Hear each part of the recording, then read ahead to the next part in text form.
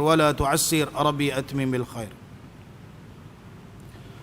Alhamdulillah, kita bersyukur kehadrat Allah Subhanahu wa taala yang dengan keizinan dan taufik daripada Allah Subhanahu wa taala kita diberikan kesempatan pada malam ini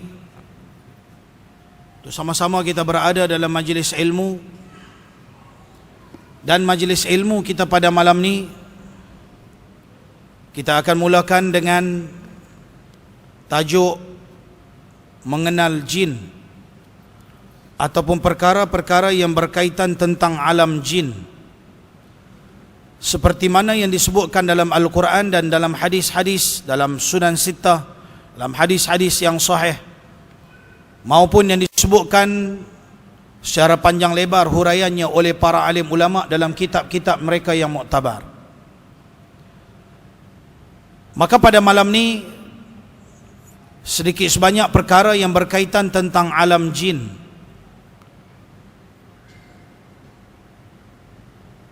Sekitar permasalahan kehidupan dan kaitannya golongan jin dengan manusia kita akan cuba rungkaikan, seperti mana yang disebutkan oleh para alim ulama.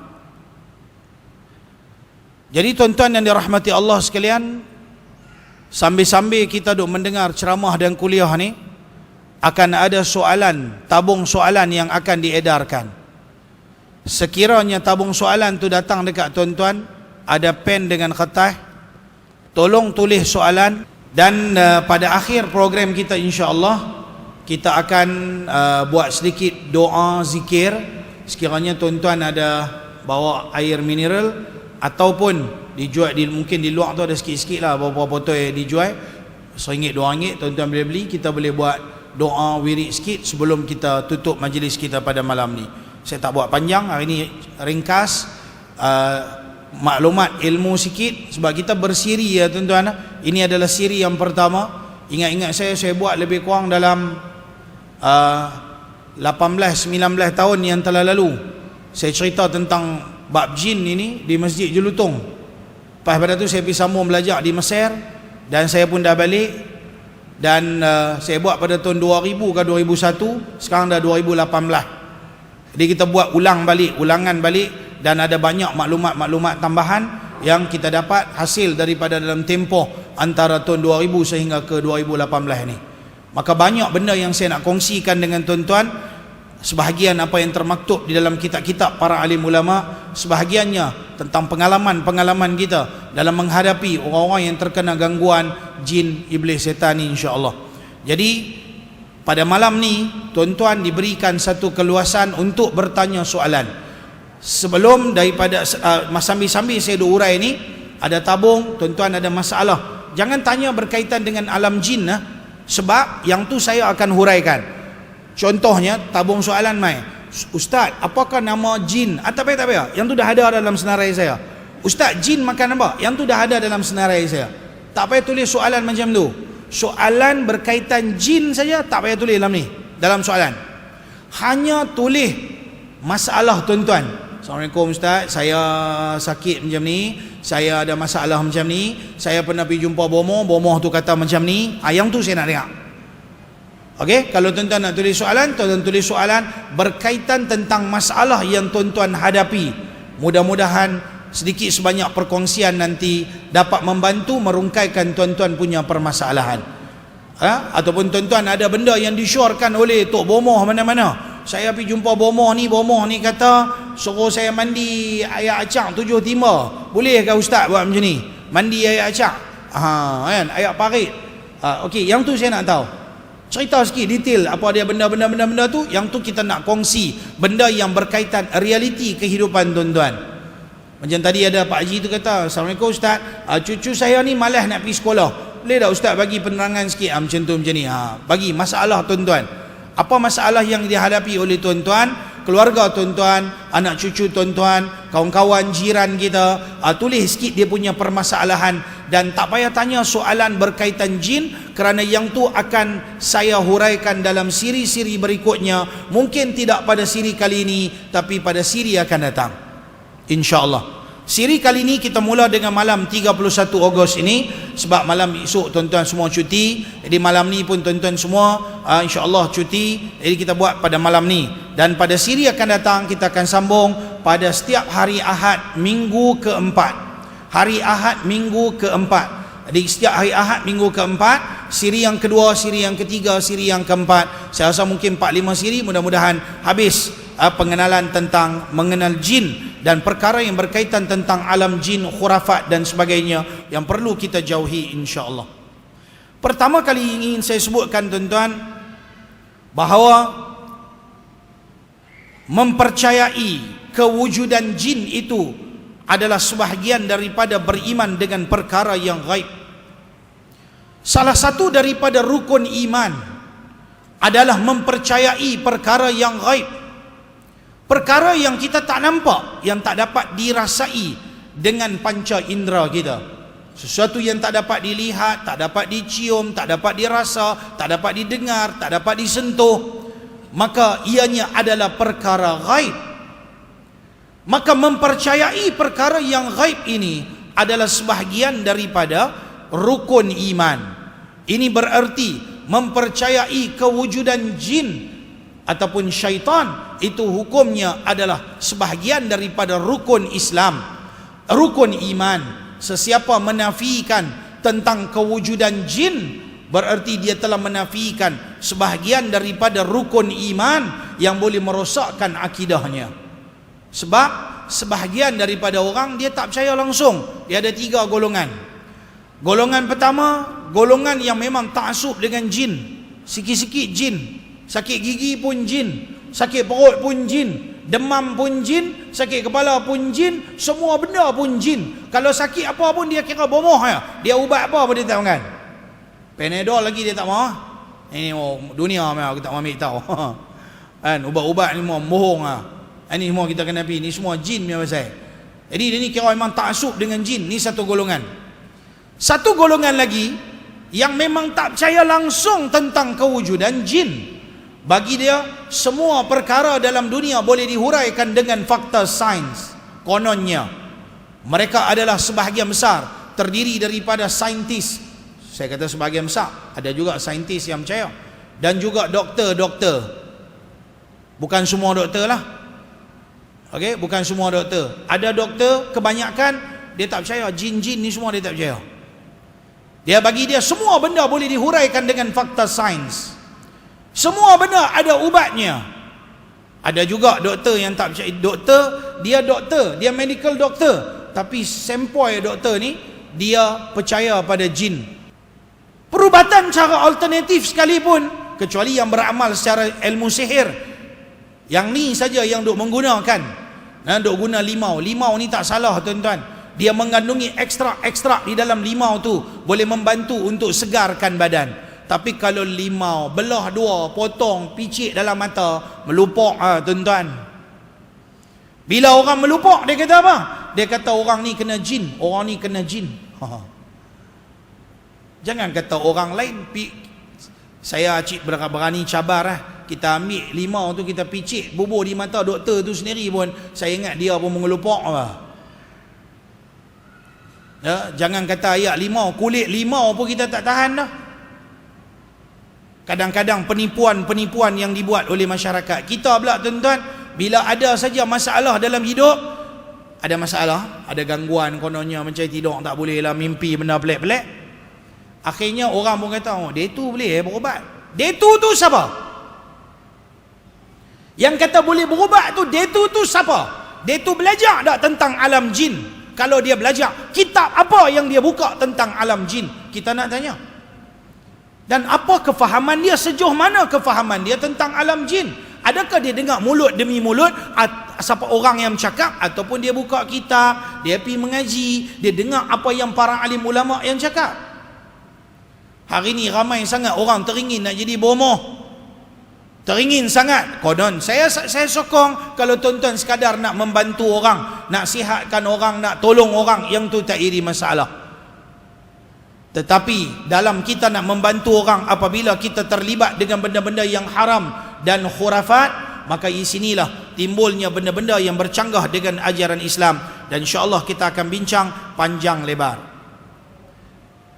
Di sana terdapat dalil yang begitu banyak tentang kewujudan jin.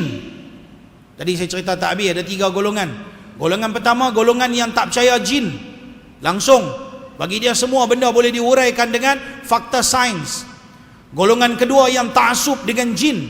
Apa-apa semua jin, semua jin. Sekejap lagi dia sembang-sembang, dia kata, oh mak, bulu rumah ni jin tu. Tengah-tengah duk sembang, mak cicak bunyi, mak, jin. Semua jin. Semua jin. Bagi dia semua benda jin. Ini nombor 2. Golongan ketiga, golongan yang duduk di tengah-tengah. Ada masa dia menggunakan rawatan yang berkaitan tentang yang ruqyah dan sebagainya, sekiranya berkaitan tentang alam jin dan sebagainya, gangguan sihir, dan sekiranya bukan berkaitan perkara tersebut, perkara sakit tersebut dapat dihuraikan dengan fakta sains, umpamanya demam, sakit tekak, tongsel, barah dan sebagainya, dia buat rawatan dengan rawatan moden dan sebagainya, maka dia fleksibel. Ada masanya dia makan ubat, ada masanya dia berubat, maksudnya dia ambil, dua-dua dia terima, dua-dua dia pakai mengikut keperluan dan keadaan dia. Maka kita nak jadi golongan yang duduk tengah-tengah Jangan terlalu ta'assub semua jin. Jangan terlalu pula tolak terus mentah-mentah semuanya yang berkaitan tentang alam ghaib. Di sana terdapat beberapa ayat-ayat Quran yang menyabitkan tentang golongan jin. Antara lain dalam surah Jin, ayat yang pertama Allah Ta'ala berfirman, A'udzubillahi minasyaitonirrajim, Bismillahirrahmanirrahim, Qul uhiya ilayya annahu istama'a nafarun minal jinni faqalu inna sami'na qur'anan ajaba. Katakan olehmu wahai Muhammad, uhiya ilayya annahu istama'a nafarun, aku telah diutuskan kepada aku bahawa terdatangnya satu golongan daripada jin untuk mendengar ayat-ayat yang dibacakan daripada ayat-ayat Allah. Minal jinni faqalu inna sami'na qur'anan ajaba. Maka lalu mereka berkata, sesungguhnya kami mendengar Quran itu begitu ajaib. Allah Ta'ala kata kepada Nabi Muhammad, wahai Muhammad, cerita kepada orang bahawa ada satu kumpulan, ada nafarun minal jin, mai jumpa kamu dan mendengar, dan kamu diutuskan untuk golongan jin dan manusia. Nabi Muhammad bukan diutuskan hanya untuk manusia, tapi untuk golongan jin dan manusia. Dan di zaman Nabi pun ada golongan-golongan jin ni yang mai satu puak demi satu puak datang mempelajari Islam kepada Nabi SAW. Sebab itulah di sana akan kita bincang nanti, ada golongan jin yang Islam dan ada golongan jin yang dinamakan golongan jin yang kafir. Walaupun ada setengah-setengah orang mengatakan jin Islam itu adalah bunian, tapi saya minta maaf tuan-tuan, hasil kajian saya tidak menerima secara peribadi, saya tidak menerima perkataan bunian. Bagi saya bunian itu adalah rekaan daripada orang tertentu, gambar-gambar filem-filem Melayu semata-mata, dan bunian tidak wujud. Yang wujud adalah jin, sama ada jin Islam ataupun jin kafir. Ada orang kata jin Islam tu adalah bunian, berbola nama apa, dia tetap jin. Tetapi tidak ada istilah yang namanya bunian, sebab di dalam dunia bahasa Arab tak ada satu perkataan yang dikaitkan dengan bunian. Hanya alam Melayu saja. Oleh kerana dia bercampur dengan fahaman dan ajaran agama selain daripada Islam sebelum kedatangan Islam di negara kita yang tercinta ini. Ada agama-agama lain dengan macam-macam fahaman khurafat, dengan macam-macam fahaman yang bercanggah dengan Islam. Semuanya bercampur aduk. Bila Islam mai, benda tu duk bercampur, Islam duk mai duk tapi antaranya tuan-tuan, tidak ada bunian dan tidak dibenarkan berkahwin dengan bunian. Itu adalah jin. Nanti kita bincang boleh ataupun tidak, fatwa-fatwa ulama yang muktabar, boleh tak berkahwin. Imam Suyuti rahimahullahu ta'ala mengarang sebuah kitab khusus membincangkan setebal ini dan membincangkan hukum berkahwin dengan jin. Dalam ayat yang ke-6 daripada surah Jin, Allah Subhanahu wa ta'ala berfirman, wa annahu kana rijalun minal insi ya'udzuuna birijalin minal jin fazaduhum rahaqa. Dan sesungguhnya terdapat beberapa lelaki di kalangan manusia, meminta pertolongan daripada beberapa lelaki daripada jin. Dia kata birijalim minal jin. Ini menunjukkan bahawa bila ada rijal daripada jin, berarti ada nisa minal jin. Ada lelaki daripada jin, berarti ada perempuan daripada jin. Maknanya jin tu juga ada laki, perempuan dan sebagainya. Tapi saya tak tahu kalau ada jin ni LGBT, nanti insya-Allah kita bincang di masa-masa akan datang. Kan? Lah ni kena bincang sikit pasal LGBT. Sebab manusia berlambak lah ni duk jadi LGBT, maka kita nak tengok ada tak jin yang terlibat dengan LGBT. Ataupun silap-silap hari bulan depa ni memang jin ke apa kita tahu. Kita tengok balik. Maka dalam ayat ni Allah Ta'ala berfirman, ada beberapa lelaki di kalangan manusia meminta pertolongan kepada beberapa lelaki di kalangan jin. Maka walaupun dalam ayat ni cerita meminta pertolongan kepada beberapa lelaki, ulama mengatakan mimbabit taglib, daripada bab mempermenangkan lelaki ke atas perempuan, termasuk juga lelaki maupun perempuan. Tak kira dia lelaki dia minta tolong kat perempuan ke, kat jantan ke, janji manusia minta tolong dengan jin. Berdasarkan ayat 6 surah jin ini juga ulama mengatakan sama ada dia meminta pertolongan, dia minta bantuan, dia dalam keadaan susah, ataupun dia berkahwin dengan golongan jin, hukumnya adalah haram. Maka kata Allah fazaduhum rahaqa, maka bertambah-tambahlah dosa dan kesombongan mereka kepada Allah Subhanahu wa taala. Dalam ayat yang lain surah Al-Ahqaf ayat 29, Allah Subhanahu wa taala berfirman, a'udzu billahi minasyaitonir rajim, wa idh sarafna ilaika nafaran minal jinni yastami'una al-Qur'an. Ingatlah ketika mana kami hadapkan kepada engkau wahai Muhammad satu kaum daripada golongan jin supaya mereka mendengar Al-Quran. Falamma hadaruhu qalu ansitu, maka tatkala mereka hadir berdekatan dengan Nabi Muhammad, maka mereka berkata sesama mereka, ansitu, diam, dengar apa yang Nabi nak baca. Falamma qudiya wallau ila qaumihim mundirin, setelah mana selesai, habis Nabi pun dah baca ayat Quran, dah hurai dah ayat Quran, dah selesai belajar dengan Nabi Muhammad, mereka kembali kepada kaum mereka memberikan peringatan. Ini 3 ayat Quran yang saya datangkan pada malam ni. Yang keempat, ayat yang selalu kita diperdengarkan dalam surah Ar-Rahman. Dalam surah Ar-Rahman diulang-ulang berbelas-belas kali dengan ayat firman Allah Subhanahu wa taala, fabi ayyi ala'i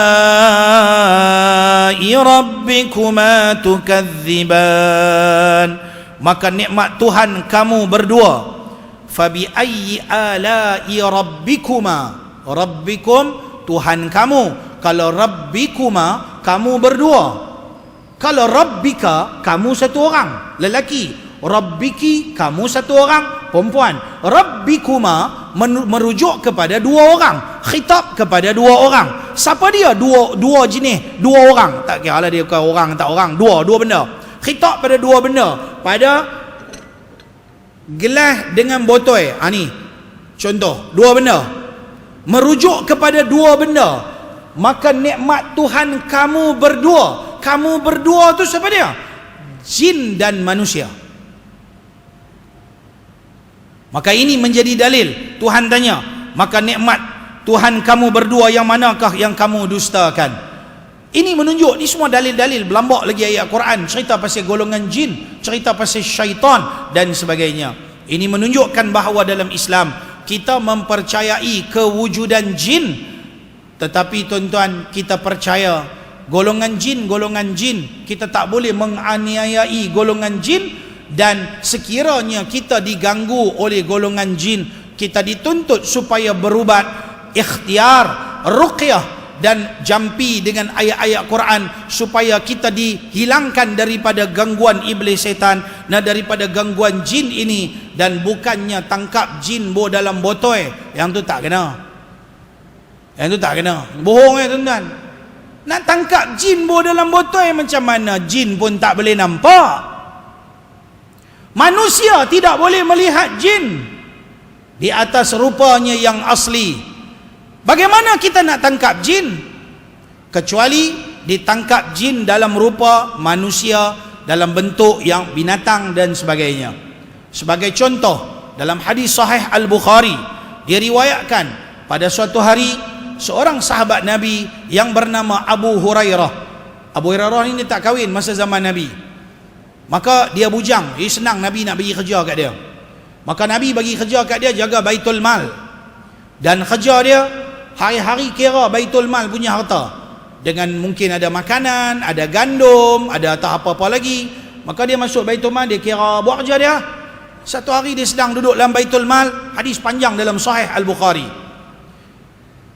Tiba-tiba dia nampak macam ada satu manusia kerdil sedang berlari. Dia tangkap. Dia tangkap, dia pegang. Bahkan dia kata, aku cekik dia. Ketika aku cekik dia, air liur dia basah meleleh di tanganku. Sebab dia merupa seperti rupa manusia. Dan air liur dia tak panas lah. Sebab dia bukan rupanya yang asli. Lalu kata dengan Abu Hurairah, aku nak bawa ambil jumpa Nabi Muhammad. Kata, tolonglah, saya lapar, saya minta ampun, minta maaf, saya tak masuk dah. Dia lepas. Esok dia masuk lagi, dapat tangkap. Kata, hari ni tak boleh bagi can lah, hari ni kena bawa ambil jumpa Nabi Muhammad. Cakap bohong. Dah, aku tak bohong, aku lapar sangat, aku nak makan, tolong lah, aku tak masuk lah. Hari ketiga, ingat dia tak masuk, rupanya dia masuk juga. Mungkin Allah Ta'ala atok jalan cerita ni kerana nak jadikan sebagai dalil. Maka lalu dia dapat tangkap kali yang ketiga, dia pegang, kali ni tak bagi can, memang duk heret pergi jumpa Nabi Muhammad. Dalam perjalanan dia kata, tolonglah, sebenarnya aku adalah jin ifrit. Dia kata, aku adalah jin ifrit. Kerja aku memang suka cakap bohong. Cuma aku nak beritahu kat hang, kalau hang tak mau bagi aku masuk lepas pada ni, hang bacalah ayat kursi setiap kali hang tutup pintu Baitul Mal.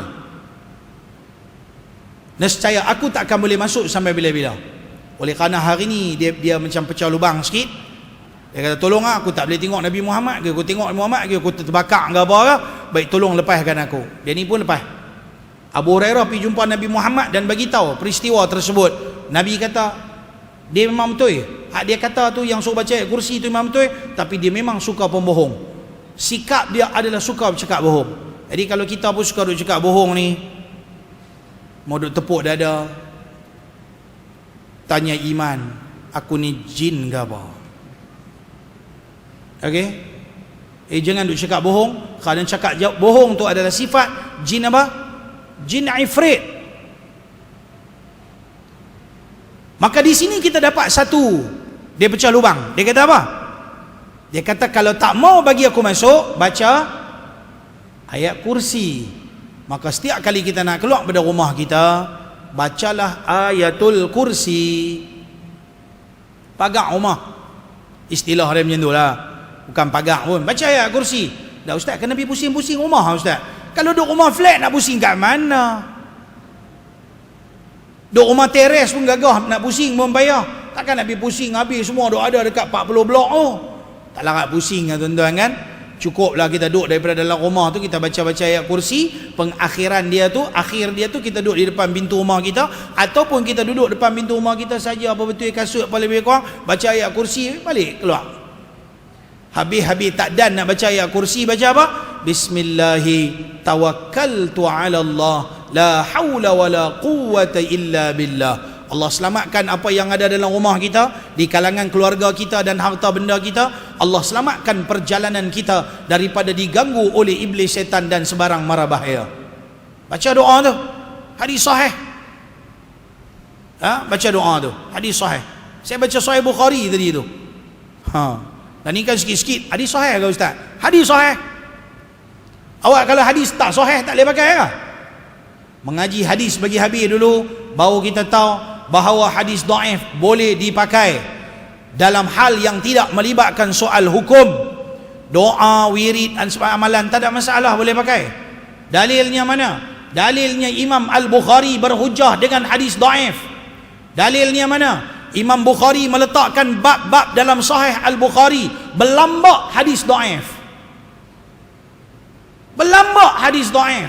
Imam Bukhari meletakkan hadis dhaif dia dalam kitab dia Adabul Mufrad, dalam kitab dia Tarikh Al-Bukhari. Beliau menggunakan hadis-hadis dhaif. Siapa kata Imam Bukhari hanya menggunakan hadis sahih? Mengaji ke habis tuan-tuan, baru tahu kata Imam Bukhari dan Imam Ahlul Hadis menggunakan hadis dhaif. Cuma hadis dhaif digunakan dalam perkara yang bukan melibatkan soal hukum, yang bukan melibatkan soal kepercayaan dan akidah. Nah, dalam bab-bab sekadar untuk nak doa, wirid, amalan, at-targhib wa tarhib, fadailul a'mal dan sebagainya tidak dinafikan oleh ulama ashabus sunan. Maka bagi golongan yang tak apalah, kita berhujah juga dengan hadis yang sahih. Sekiranya tak ada, kalau ada hadis dhaif pun, kalau boleh membantu kefahaman kita, kita tak tolak. Nah, supaya luas sikit pemahaman kita, jangan sampai kita tolak hadis-hadis nabawi. Sebab tu Imam Ahmad kata, aku kalau hadis dhaif, aku lebih pegang hadis dhaif berbanding dengan kata-kata manusia yang lain. Ada kata-kata manusia hebat juga, tapi ini ada hadis dhaif, aku tak pakai kata-kata manusia, aku lebih berpegang dengan hadis dhaif berbanding dengan kata-kata manusia yang lain. Itu sedikit sepintas lalu. Tuan-tuan yang dirahmati Allah, menurut kajian, jin adalah sepatah perkataan dalam bahasa Arab yang kalau kita rujuk di dalam kamus, nah, dalam kamus dalam bahasa Arab, dia kata apabila beriring-iringan antara huruf jin dan nun, jim, lepas itu ada nun, jin lah, jin ataupun sebagainya, ada banyak lagi, maka ia bererti pada bahasanya perkara yang tidak nampak. Sebagai contohnya, jannah, jannah syurga, tak nampak. Janin, janin tu anak duduk dalam perut, mana nampak? Pergi scan baru nampak, biasa-biasa tak nampak. Janabah, jim, lepas itu nun, janabah kita tak nampak. Janabah lah hadis besar. Jinayah ataupun jenayah, orang panggil jenayah, dalam bahasa Arab dia panggil jinayah. Nah, jim, lepas itu nun, lepas itu ada alif, ya, ta. Tapi nak abad jim, lepas itu nun. Bila ada jim, lepas itu nun, dia lebih mengisyaratkan perkara-perkara yang tidak nampak. Maka jenayah pun orang buat sengak-sengak, kesalahan. Jinan merujuk kepada mata hati manusia ataupun roh manusia. Tuan-tuan, kita boleh lihat dalam kamus, dan dalam banyak kitab, boleh juga dalam dalam hiwar asy-syayatin halaman 16. Saya dah buat rujukan semua-semua benda ni. Ini sebagai perkongsian dengan tuan-tuan. Ini dari sudut bahasa. Dari sudut istilah pula, jin ialah sejenis makhluk Allah seumpama manusia juga. Dari sudut bertubuh, dia ada tubuh tetapi dia tidak berjirim. Kita berjirim, kita berketui. Kalau saya ada dekat sini, orang tak boleh main duduk atas saya, untuk dia kena buang saya baru dia boleh duduk di sini. Dia tak boleh tembuih duduk dalam badan saya. Maka itu nama dia berjirim. Gelas ada dekat sini, saya nak bubuh masuk botol ni duduk dalam gelas, tak boleh. Saya kena tendang keluar gelas ni baru saya boleh bubuh botol. Pasal dia berjirim, berketui. Adapun jin tubuhnya adalah berjisim. Maka sebab itulah jisim ni benda halus, dia boleh masuk melalui darah manusia, pembuluh darah badan manusia, dia boleh pergi ke otak manusia, dia boleh pergi ke jantung manusia, dia boleh jalan seluruh di tempat-tempat yang boleh jalannya darah manusia. Tu jin. Tapi yang pentingnya dia ada anggota badan macam mana manusia, tapi bentuk macam mana, wallahu a'lam. Allah Ta'ala saja maha mengetahui. Cuma ada beberapa perbezaan yang tu kita boleh ulama dia bahas panjang lah. Ada kata ada ekor, tak ada ekor, ada tanduk, tak ada tanduk dan sebagainya. Yang tu buat tepi. Yang penting dia ada mata, kaki, tangan, kepala dan sebagainya. Kita boleh rujuk dalam surah Al-Ahqaf ayat 29, surah Al-An'am ayat 130. Panjang, saya tak cukup masa nak cerita. Jin ini tuan-tuan, nama asal kepada jin adalah Azazil. Nama asal kepada jin, gelaran dia ialah Jan ataupun bapa jin. Yang inilah satu masalah kita di Malaysia ni, di Pulau Pinang.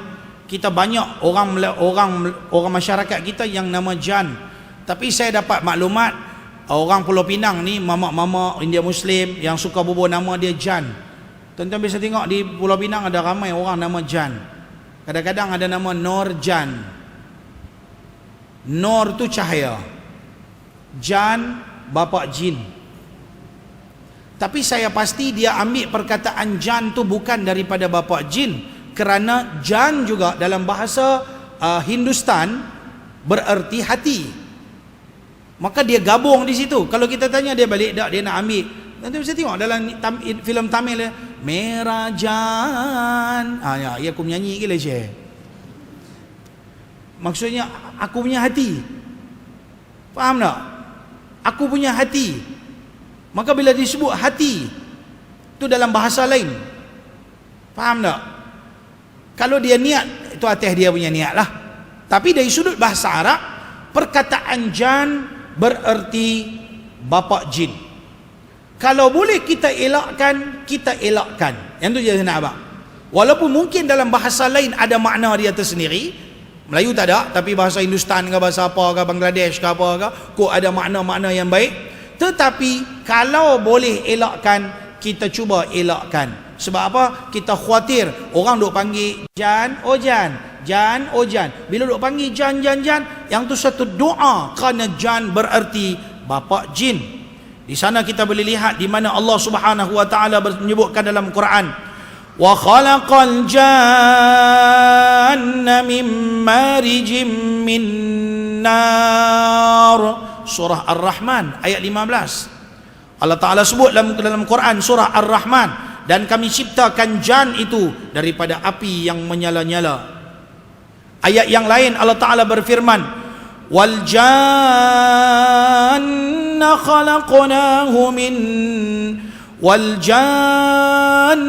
khalaqnahu min qabli min naris samum.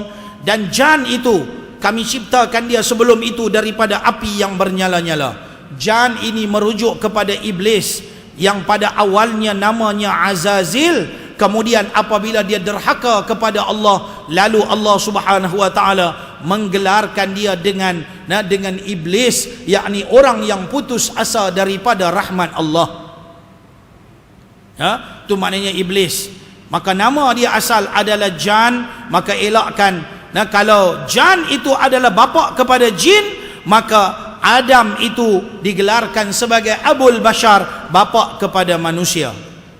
Jadi jin ni semua ni tuan-tuan, sabit dengan satu riwayat, kata dengan Al-Imam Shibli dalam kitab dia Akamul Murjan fi Ahkamil Jan, beliau menyebutkan bahawa apabila iblis merapatkan antara dua paha dia, maka akan bertaburanlah telur-telur yang setiap telur tu akan menghasilkan berpuluh-puluh ekor jin. Bayangkan dia duk berapat saja dia punya paha dia, berterabur keluar anak jin, berlambak-lambak, sehingga dinisbahkan satu manusia bersamaan dengan 70 jin. Setengah ulama menisbahkan satu manusia bersamaan dengan 90 jin. Dan setiap satu jin bersamaan dengan 90 malaikat. Malaikat lagi ramai. Ni ulama buat perbandingan, hasil kajian. Nah, abang kata malaikat lebih ramai daripada jin, tetapi jin lebih ramai daripada manusia. Ni malam ni duduk dalam masjid ni pun berlambak jin. Abang tengok sebelah-sebelah. Nak lagi ramai, dia kata ustaz nak buat main malam ni, nak umai nak buat pameran, pergi ambil di mana ustaz? Jin. Nak pergi kutip Padang Kota malam ni. Nak pergi di mana? Kutip kat Queensway sikit, kutip kat Padang Kota. Hak paling banyak Chulia Street tu ada, beramai-ramai ada. Duk buka kedai. Segala donat, cok keria, kari pap semua ada. Na'udzubillah tuan-tuan. Pesanan untuk anak-anak kita, tolonglah jangan terlibat dengan benda-benda yang haram. Kalau tuan-tuan dengar sekali lagi, kalau sempat saya cerita, antara tempat-tempat dan tanda-tanda kita terkena gangguan jin, iaitulah orang yang apabila dia suka kepada benda yang di luar tabi'i. Laki mau dekat laki, perempuan mau dekat perempuan, ataupun laki mula dah nak berubah, nak pergi jadi perempuan, lepas itu nak suka kat perempuan, ataupun nak suka kat laki. Jaga, itu semua luar tabi'i. Bila buat benda yang haram, maka inilah mengundang kemurkaan Allah. Jin, iblis, setan suka. Maka sekiranya ada orang yang dah mula main perasaan dia, dia jantan, dia lelaki, tiba-tiba dia rasa macam dia tak suka dekat sama-sama orang perempuan, dia tak mau, dia duk rasa suka dengan lelaki, mai duk pegang, duk tembak-tembak kan, mai salam ustaz, assalamualaikum ustaz, apa ustaz, cik tangan lembut tak lepas, orang duk tarik tak lepas, lepas tu dia duk tarik bulu di tangan. Aku tiba bagi penampak boya je baru tahu, boy dia boleh duk tarik ustaz bulu-bulu tangan ni, tarik bawa keluar lagi baru tahu. Ada pasien lagu tu, saya tak boleh tuan-tuan, saya memang geli tuan-tuan, duk main serendeh, abang ustaz, Allah, saya tak boleh. Silap-silap bulan saya dia bagi siku tanam nombor dua. Geli. Tapi dunia hari ni, jantan suka sama jantan, perempuan suka sama perempuan, berlambak-lambak asrama, budak-budak perempuan di sekolah, ya, duk lesbian sama-sama perempuan. Saya dapat tangkap tuan-tuan, saya pernah mengajar di satu sekolah, tak payah abang, tak maaf, tak boleh abang nama sekolah. Kita dapat tangkap budak-budak perempuan buat love bite di tengkuk. Saya tak tengok lah pasal saya lelaki, tetapi cikgu-cikgu perempuan dapat tengok dan bawa mai saya tukang kaunseling. Pakai tudung, dalam ni penuh dengan love bite, bukan jantan buat, perempuan sama perempuan. Kita panggil mereka, bagi tahu kat mak opak dia, nasib baik mak opak dia jenis orang faham agama.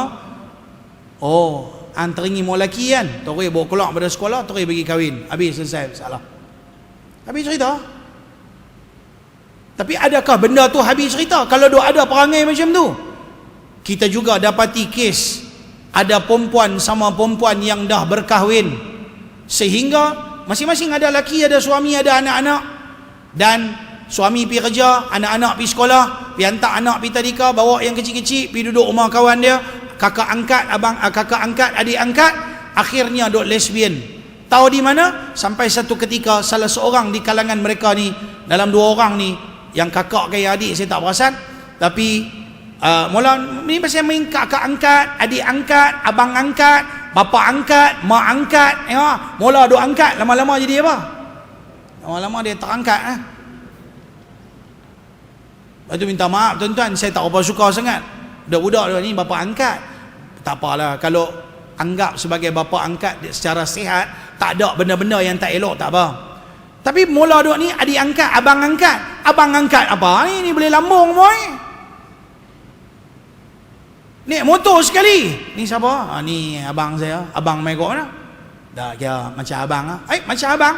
Macam abang tu macam mana? Dah abang angkat ah. Oh. Lambat ni nak abang, lambat. Macam abang ah, macam abang angkat. Oh, abang angkat. Lama-lama abang terangkat. Adik duduk bawah. Berhati-hatilah tuan-tuan dan puan-puan. Mudah-mudahan anak cucu kita tak terlibat dengan benda-benda macam ni. Na'udzubillah. Maka ini antara tanda orang-orang yang ada gangguan jin.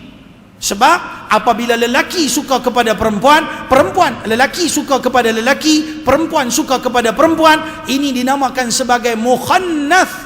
Dan sabit dengan sebuah hadis Nabi kata wal mukhannathu auladus syaitan. Dalam riwayat yang lain dia kata wal mukhannathu auladul jin. Mukhannath itu adalah anak jin ataupun anak syaitan. Macam mana boleh mai? Salah mak bapak. Mak bapak mengadakan hubungan ketika mak itu berada dalam keadaan haid. Mak tu haid, bapak tak tahan, tak boleh tahan nafsu dia, akhirnya mengadakan hubungan. Tiba-tiba lepas pada tu mak dia lepas habis mengadakan hubungan tu, bersih daripada haid. Katakanlah lepas pada tu didapati mengandung, yang tu memang cukup bahaya. Sebab apa? Kemungkinan benih daripada jin. Sebab kata dengan dalam hadis ni Nabi kata apabila seorang lelaki mendatangi isterinya ketika isterinya dalam keadaan haid, maka iblis setan akan mendahului suami dia untuk melepaskan benihnya. Maka perempuan itu akan mengandung benih daripada benih jin tadi, bukan benih daripada suami dia. Maka bila besar main nanti tuan-tuan, maka betul-betul orang tu mungkin ada percampuran lah, ada percampuran. antara benih suami dia, benih isteri dia, dan ada benih daripada jin. Sesuatu yang gaib, dan jin tu benda gaib. Maka tumbuh membesar anak tu hasil daripada ada percampuran benih daripada jin, maka anak tu dinamakan anak mukhannath. Allahu akbar, na'udzubillah. Jaga-jagalah, berhati-hati. Jin diciptakan oleh Allah pada asalnya daripada api yang menyala-nyala sebelum diciptakan Nabi Adam. Berapa lama antara proses cipta Nabi Adam dengan jin? Menurut kajian para ulama, antaranya disebutkan oleh Al-Imam Asy-Syibli dalam kitab dia Ahkamul Murjan fi Ahkamil Jan. Beliau menyebutkan proses antara penciptaan Adam dengan jin, dengan jan dari itu, iblis itu, adalah masanya mengambil masa lebih kurang 2000 tahun. Dia dengan dia derhaka pada Allah apa semua, dengan anak cucu jin ni semua, daripada ada 2000 tahun awal sebelum diciptakan Adam alaihi salam. Ya, sebelum diciptakan Adam alaihi salam, maka jin adalah anak cucu daripada iblis yang namanya jan, semuanya keluar daripada keturunan iblis laknatullah. Maka jin itu asal usulnya adalah penciptaan dia daripada api, manusia diciptakan daripada tanah. Sebab itulah ia susah dibentuk, tidak seumpama manusia. Jin ini dicipta daripada api. Tuan-tuan, cuba tuan-tuan tengok, ada orang buat api, buat bentuk-bentuk? Tak boleh buat. Ambil api, ambil lighter, buka, lepas tu boleh tak main-main api tu buat macam bentuk? Tak boleh. Hak yang orang buat apa? Orang ukir ais, ambil tanah, buat bentuk, boleh kan? Boleh. Tetapi kalau api boleh tak buat bentuk? Tak boleh. Dia susah untuk dibentuk. Maka macam mana api sukar dibentuk, macam itulah golongan iblis syaitan, mereka tak mudah dengar cakap. Sebab tu yang Tuhan paling sayang, sebab tu Tuhan hantar Nabi Muhammad daripada kalangan manusia, bukan daripada kalangan jin. Ini menunjuk Allah lebih mulia manusia berbanding jin. Sebab tu tuan-tuan, kita kena beruntung Allah pilih kita manusia. Nombor satu. Yang kedua, Allah pilih kita umat Nabi Muhammad sallallahu alaihi wasallam. Nabi Muhammad tu di kalangan manusia, bukan daripada kalangan jin. Saya tak menghina golongan jin, tapi saya rasa beruntung kerana Nabi saya, Nabi Muhammad adalah manusia, dan kita beruntung menjadi manusia dan lebih beruntung menjadi umat Nabi Muhammad sallallahu alaihi wasallam. Kenapa beruntung jadi manusia? Kerana manusia senang dibentuk. Kerana manusia penciptaan asalnya daripada tanah, maka mudah untuk dibentuk. Nah, akan tetapi ia juga merasai kepanasan daripada api seumpama dilontarkan tanah kepada manusia. Tuan-tuan, walaupun jangan tuan-tuan kata jin dia diciptakan daripada api, nanti esok dia masuk dalam api neraka, dia api, dia duduk dalam api, dia tak kena azab. Tak. Nama kata neraka tu adalah azab, tak kira hang asal usul daripada apa. Dia bagi dalil macam mana?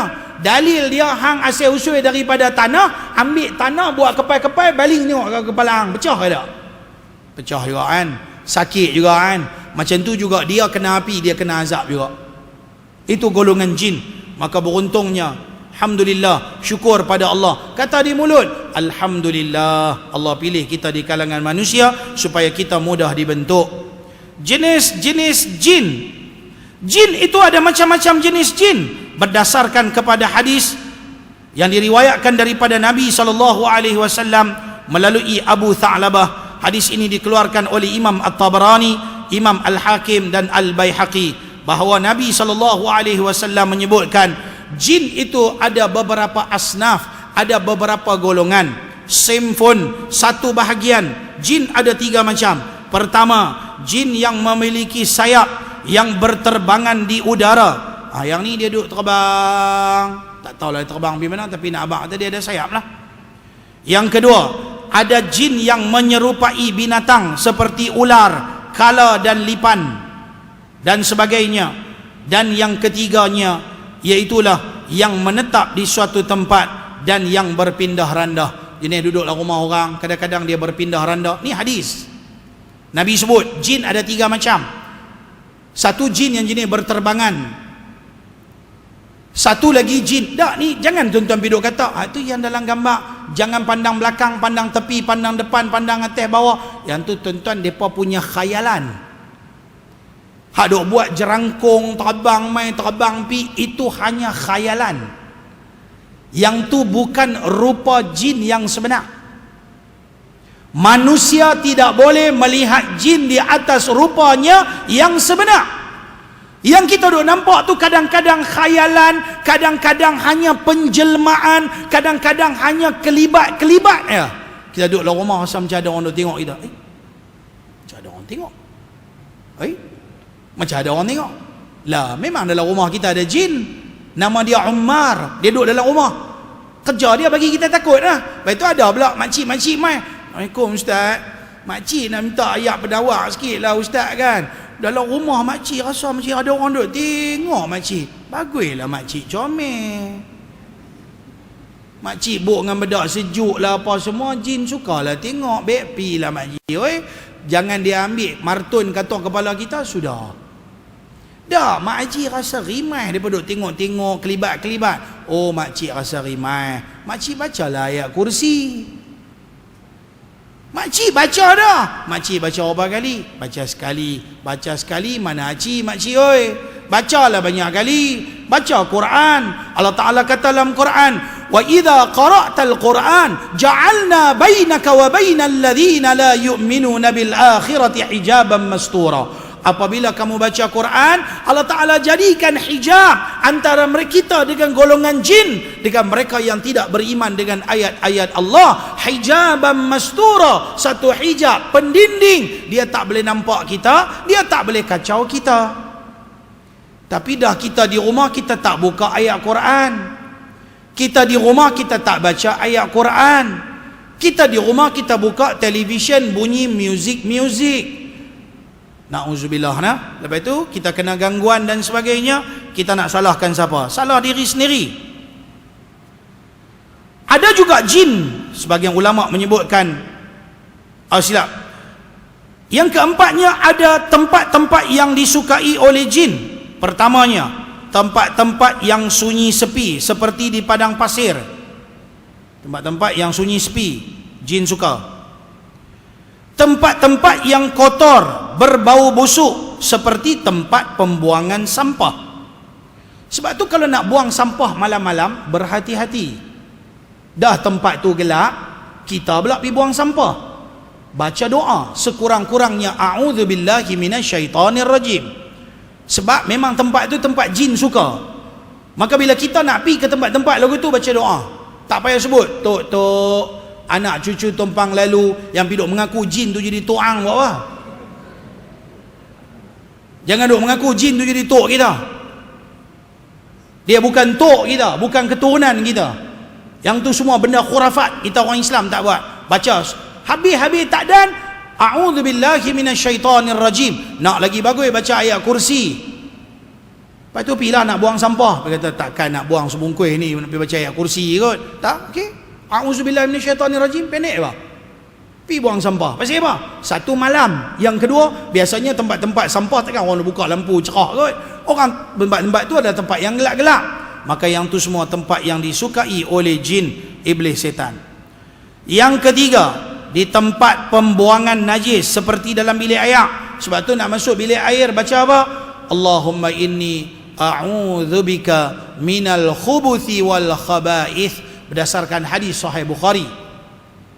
Nah, kata Syekh Ibnu Hajar Al-Asqalani ketika menafsirkan hadis ini, dia kata al-khubuth syaitan jantan, al-khaba'ith syaitan betina.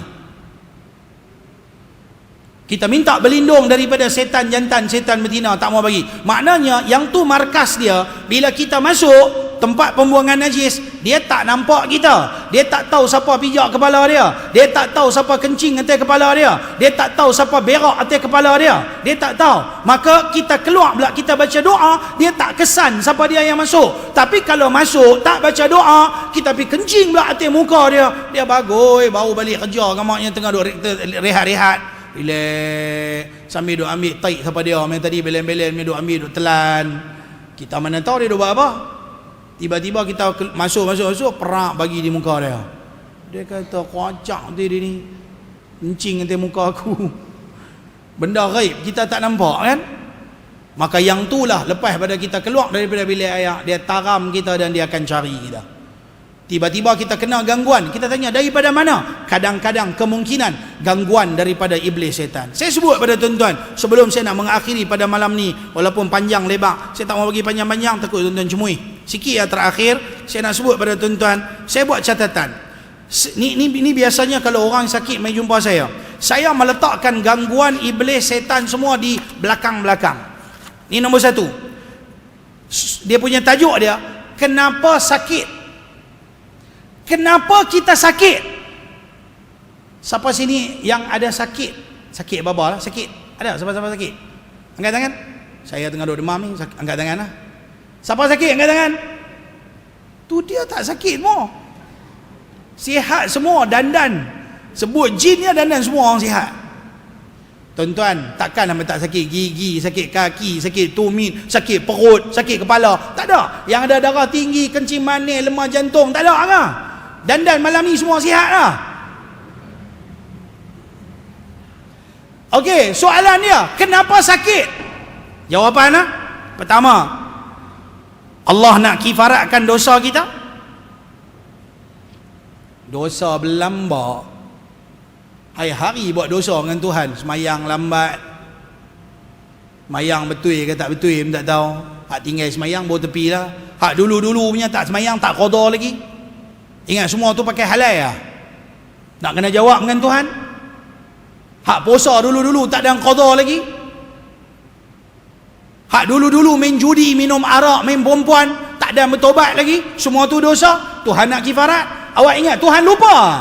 Tuhan tak pernah lupa segala dosa yang kita buat. Walaupun sebesar zarrah, Tuhan tak pernah lupa apa yang kita buat.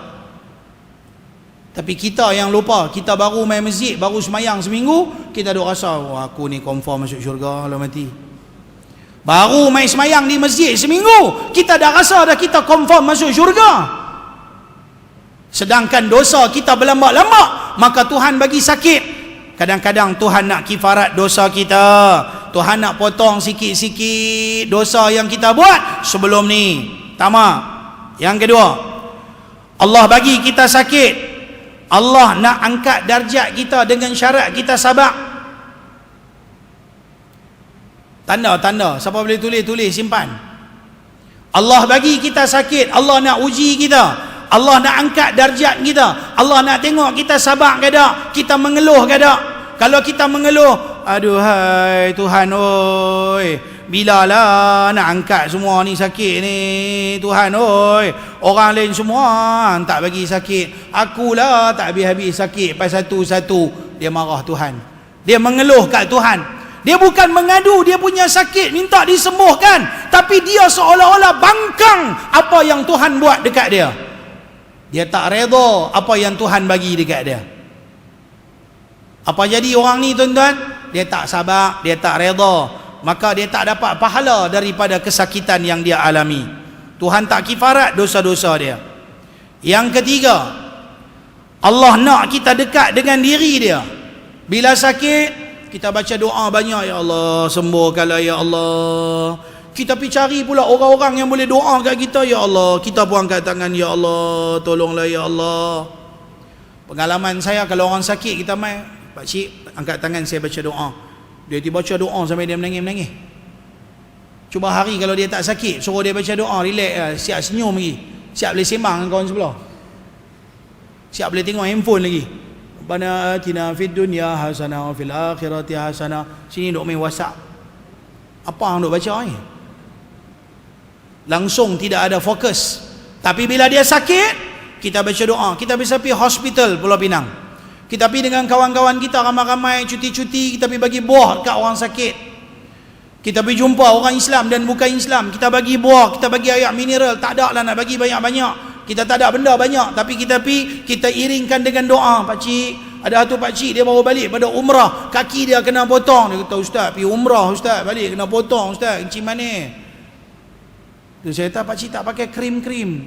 Itulah tak pakailah krim. Ingat tak apa kot pergi buat amal ibadat. Tak boleh pakcik. Amal ibadat tak salah. Dia macam nak abang kata seolah-olah yang salah sekarang adalah umrah. Yang salah adalah dia. Awak tak bubuh krim tumit tu siap-siap. Krim tumit halal dah ada dah. Iklan pergi siap-siap lah. Brand dia El-Hajj. Masuk televisyen baru ni. Saya kira saya tak langsung jadi duta dia.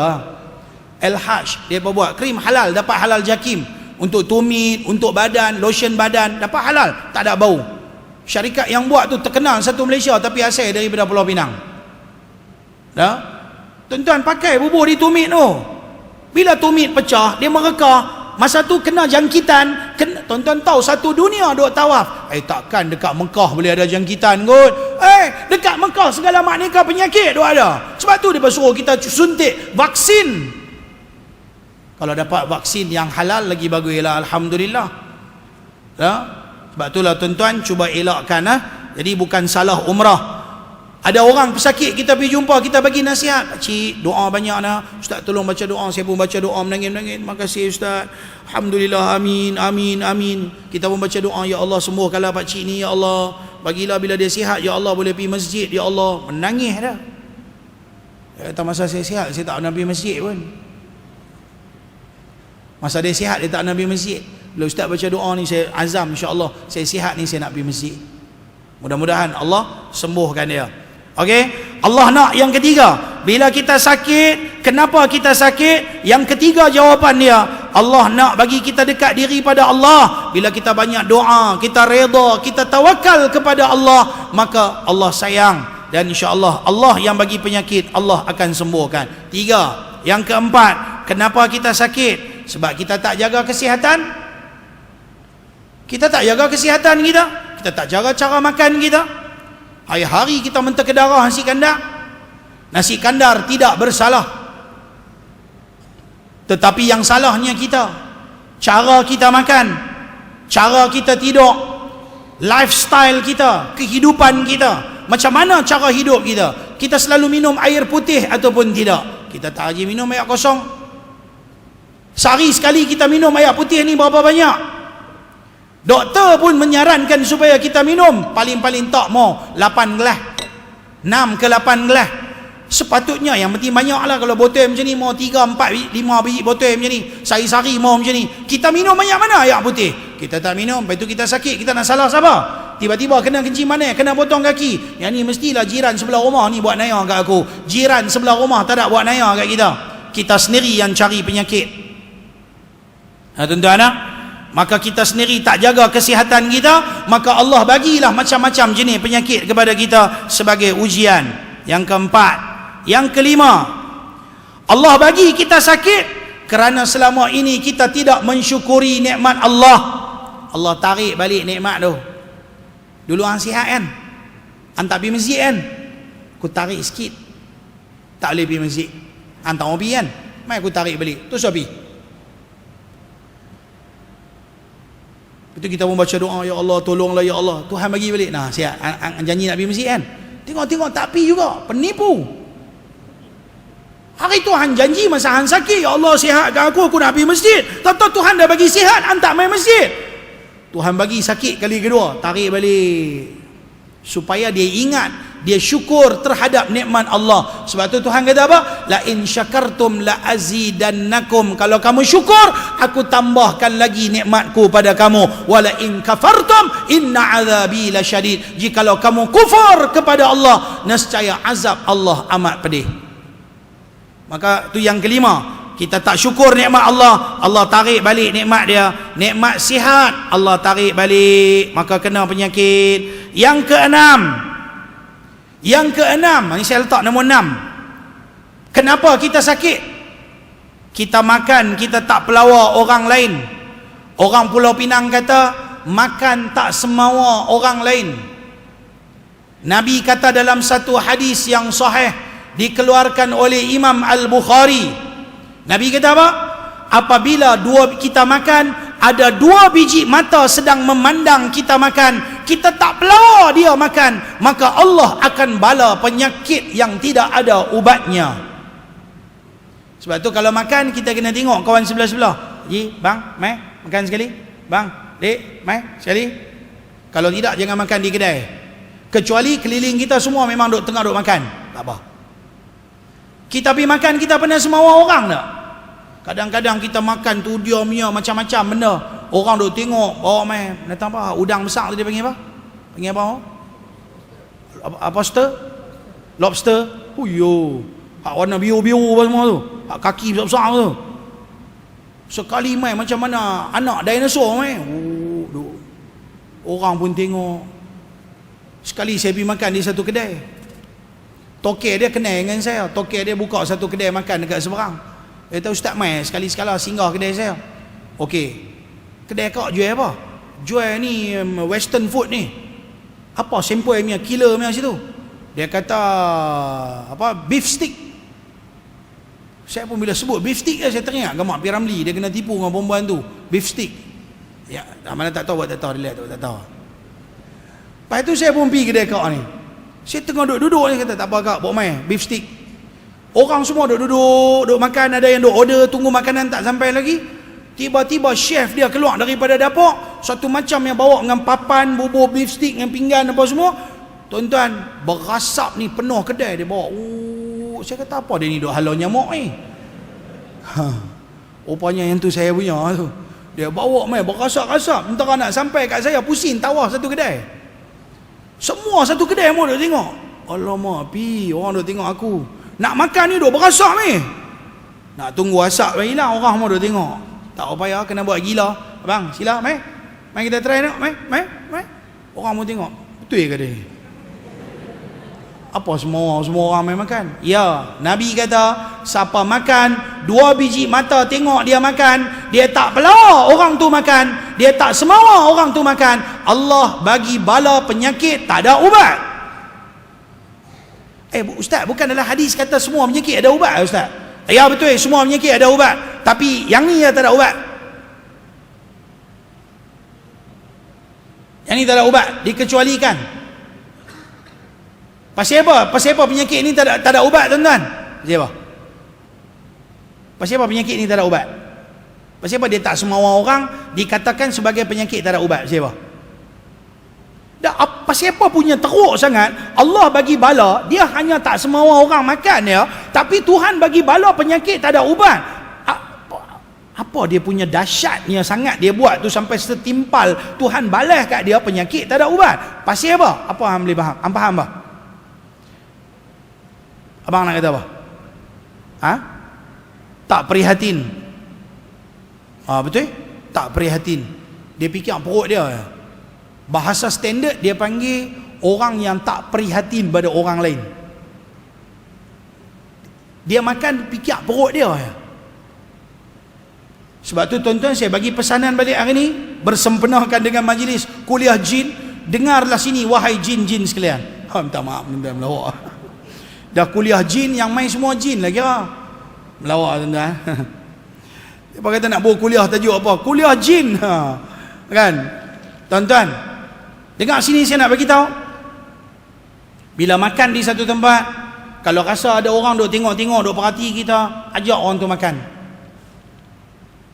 Bahkan dikatakan oleh para ulama, antara lain tuan-tuan boleh lihat dalam Bahrul Mazi, Syekh Idris Al-Marbawi ketika mensyarahkan hadis yang sama dalam Sunan At-Tirmidzi, tuan-tuan boleh lihat dalam Sunan Tirmidzi, dalam sunan-sunan yang lain diriwayatkan hadis ni. Bukan Imam Bukhari saja meriwayatkan hadis ni. Dia kata hatta seekor kucing yang datang ketika kita makan minta makanan, kita halau kucing tu, kita juga akan kena penyakit tak ada ubat.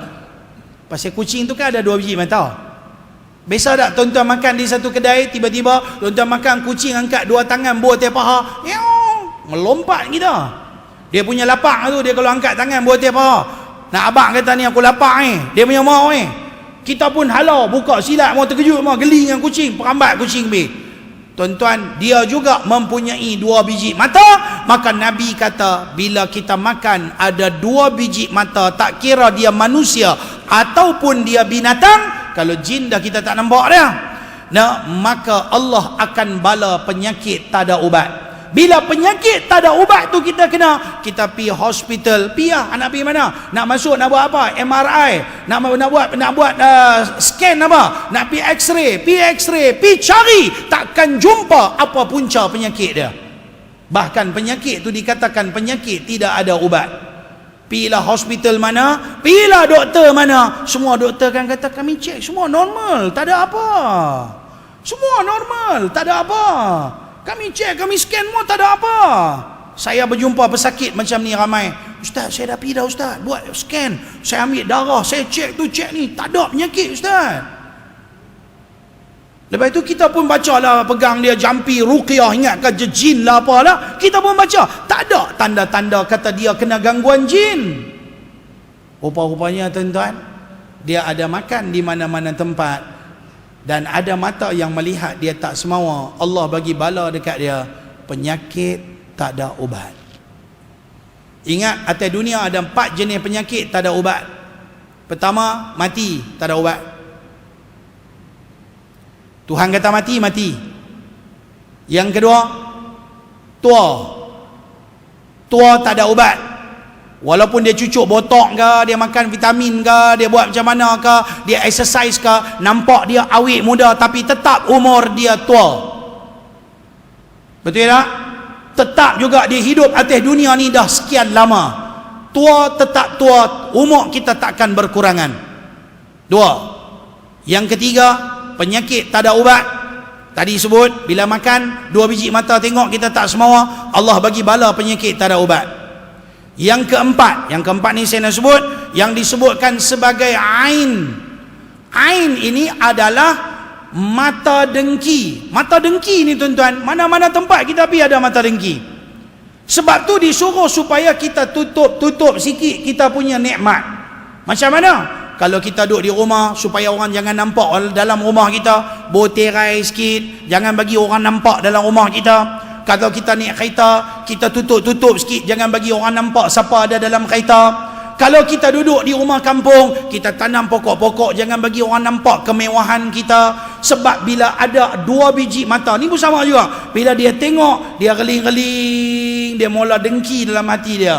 Ish, aku geram dia ni. Dia ni kaya dia ni, oh dia ni handsome dia ni, oh dia ni segak. Tiba-tiba kita boleh kena penyakit yang tiba-tiba saja seolah-olah kita dirasuki oleh iblis setan. Tak payah jambi, tak payah pergi jumpa Tok Bomo, hanya ekor mata dengki. Nama dia Ainul Hasid. Yang ni cukup bahaya.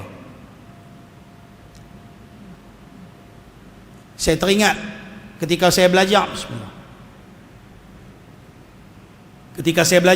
saya refer dengan tuan guru saya, salah seorang daripada guru saya, almarhum Dr. Harun Din.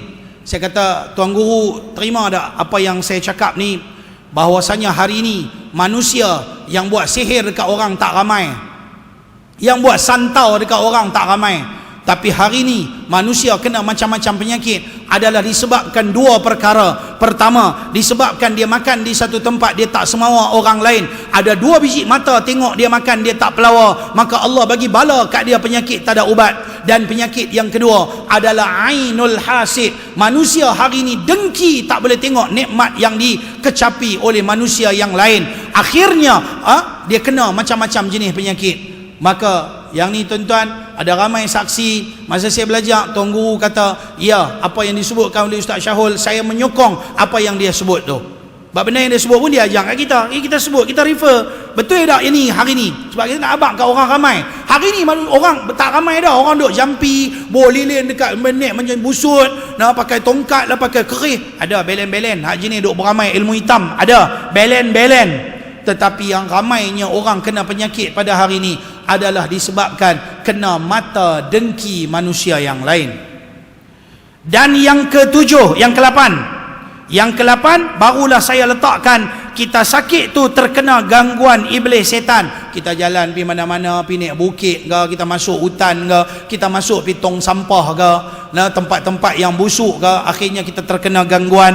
Dan yang ke-9, manusia sakit adalah disebabkan sihir. Yang ke-10 dan ke-11 dan yang ke-seterusnya berkaitan tentang manusia, orang nak penayang orang. Santau lah, pukau. Sebab tu kalau orang sakit main jumpa saya tak letak orang buat orang. Saya takkan kata siapa-siapa buat dekat dia. Saya bukan seperti mana perawat yang lain. Kalau mai dekat saya habaq betul-betul. Nombor 1, mai sini kita muhasabah. Saya ada 10 checklist. Mai kita cek satu persatu. Apa punca penyakit yang kita kena sekarang ni? Cek balik satu-satu. Mai kita buat diagnose. Kita cek balik. Apa punca kita kena penyakit sekarang ni? Jangan kata orang buat. Takut-takut kita duk tuduh orang buat. Kita fitnah orang. Fitnah itu dosa yang lebih besar daripada membunuh. Bomoh macam tu lah. Ni ada gaduh dengan siapa-siapa. Siapalah kita tak pernah gaduh dengan orang dalam dunia? Siapalah kita ni tak pernah bertengkar dengan orang dalam dunia? Siapalah kita dalam dunia ni tak pernah ada masalah dengan orang lain? Akhirnya kita akan kata apa? Dia tu buat. Saya rasa memang dia ni. Memang dia ni. Dia ni buat. Kita duduk tuduh. Bomoh tu tuduh, kita percaya cakap bomoh. Akhirnya kita fitnah orang. Tuan-tuan, selagi orang yang buat tu sendiri tak main mengaku kata dia buat, kita tak boleh tuduh kata siapa buat. Betul macam mana saya nak buat, Ustaz? Doa, minta ke Allah. Ya Allah, kalau ada orang buat naya kat aku, Ya Allah, Kau buka lah pintu hati dia, Ya Allah, bagi dia bertobat. Ya Allah, kalau inilah dosa yang aku buat, Engkau kifarat, Ya Allah, aku reda, Ya Allah, ampunkanlah dosa aku, Ya Allah. Mengaku kepada Allah, jangan tuduh orang. Semua yang kita hadapi itu kebanyakannya adalah hasil daripada kifarat bima kasabat aidihim. Allah Ta'ala kata adalah daripada usaha tangan-tangan manusia itu sendiri.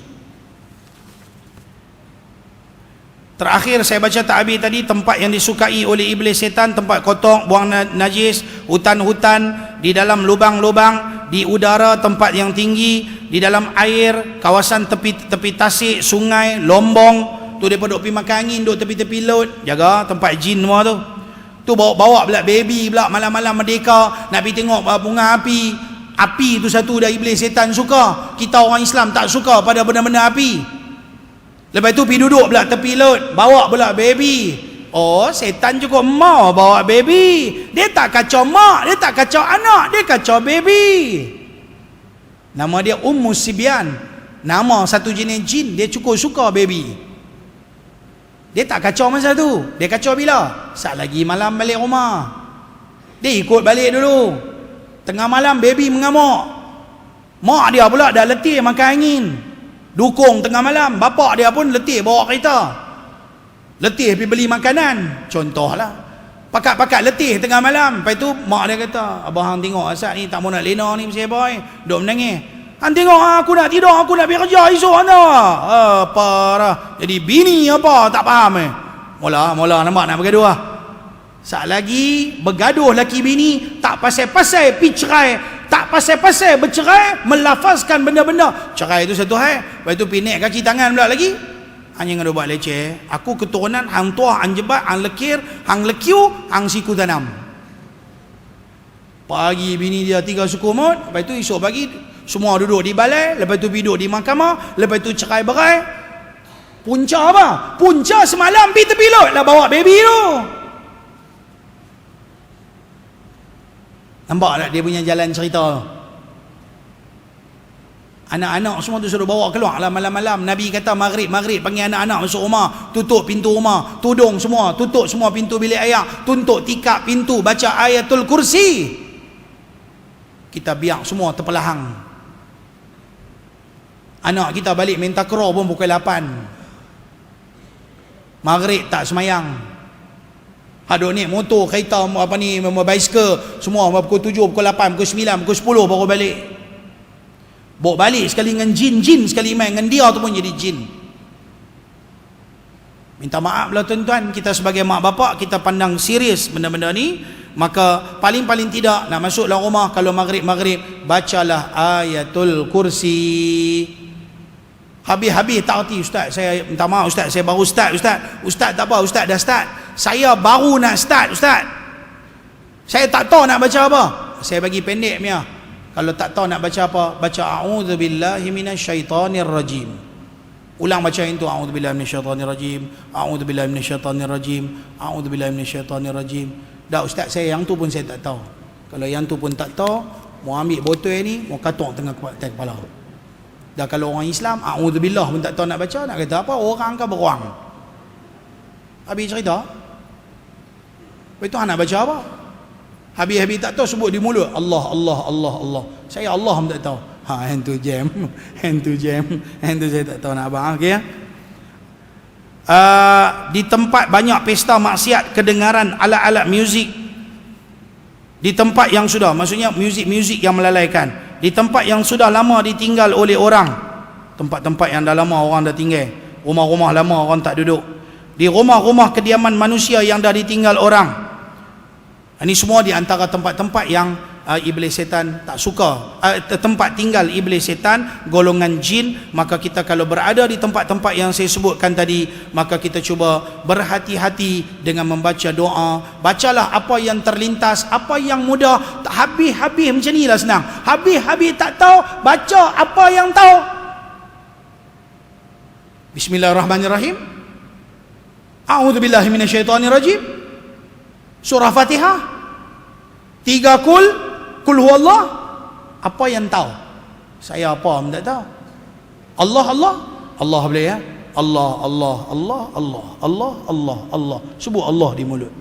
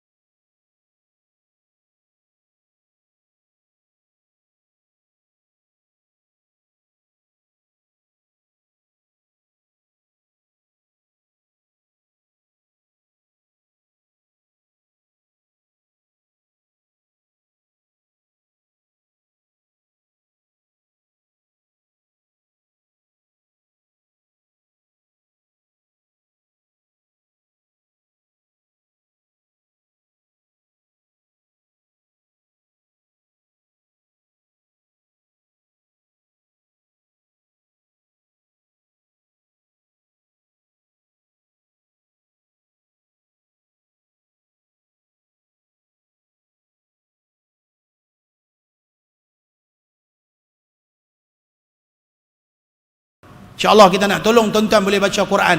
Lepas pada ni doa apa ustaz bagi, ayat Quran apa ustaz bagi, tuan-tuan dah boleh baca dah. Tak ada masalah dah kata saya tak tahu baca ayat kursi, insya-Allah. InsyaAllah kita bantu tuan-tuan. Tuan-tuan, memandangkan masa tak cukup untuk kita nak huraikan panjang, kita tangguh pada siri yang akan datang. InsyaAllah panjang lebar berkaitan tentang alam jin akan kita bincangkan pada siri yang akan datang. Yang baik daripada Allah, salah silap dari saya sendiri mohon ampun dan maaf. InsyaAllah mudah-mudahan Allah bantu kita lebih sihat, memudahkan kita, menghindarkan kita daripada gangguan iblis setan, daripada jin, dan membantu kita agar kita lebih semangat lagi untuk beramal ibadat, insya-Allah. Ikut saya baca hanya dalam beberapa minit saja. Astaghfirullah. Keluarkan suara bersama dengan saya. Rabbal baraya, astaghfirullah minal khataya, astaghfirullah rabbal baraya, astaghfirullah minal khataya, astaghfirullah rabbal baraya, astaghfirullah minal khataya.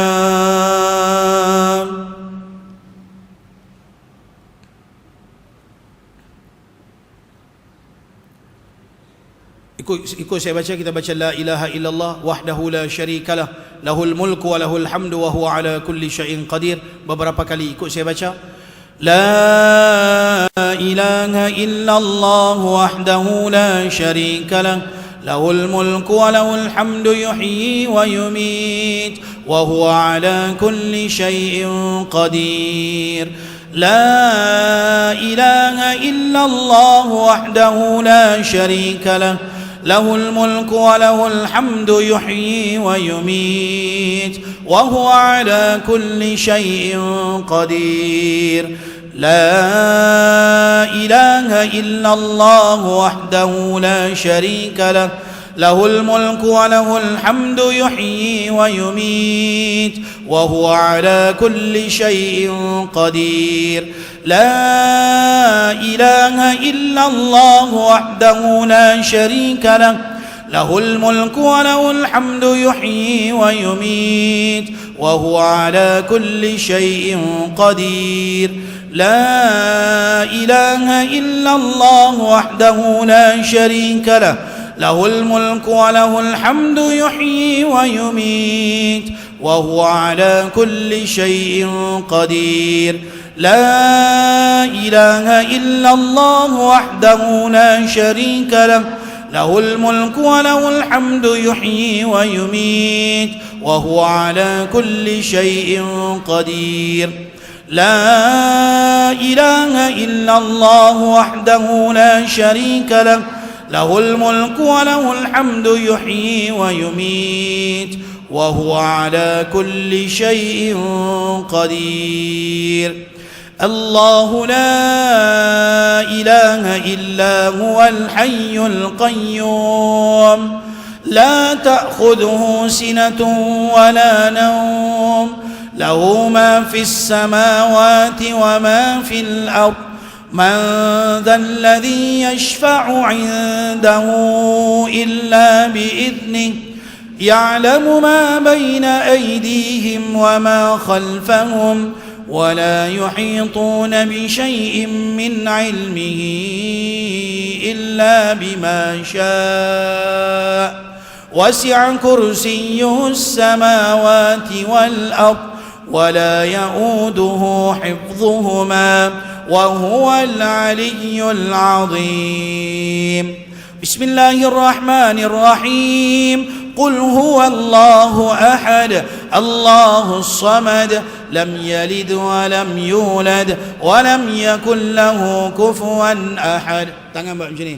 Bismillahirrahmanirrahim. قل أعوذ برب الفلق من شر ما خلق ومن شر غاسق إذا وقب ومن شر النفاثات في العقد ومن شر حاسد إذا حسد بسم الله الرحمن الرحيم قل أعوذ برب الناس ملك الناس إله الناس من شر الوسواس الخناس الذي يوسوس في صدور الناس من الجنة والناس بسم الله الرحمن الرحيم الحمد لله رب العالمين الرحمن الرحيم مالك يوم الدين إياك نعبد وإياك نستعين اهدنا الصراط المستقيم صراط الذين أنعمت عليهم غير المغضوب عليهم ولا الضالين آمين. Siapa boleh ikut saya baca? Ikut saya baca. Allahumma salli ala sayyidina Muhammadin tibbil qulubi wa dawaiha wa afiyatil abdani wa shifaiha wa nuril absari wa diyaiha wa ala alihi wa sahbihi wa barik wa sallim.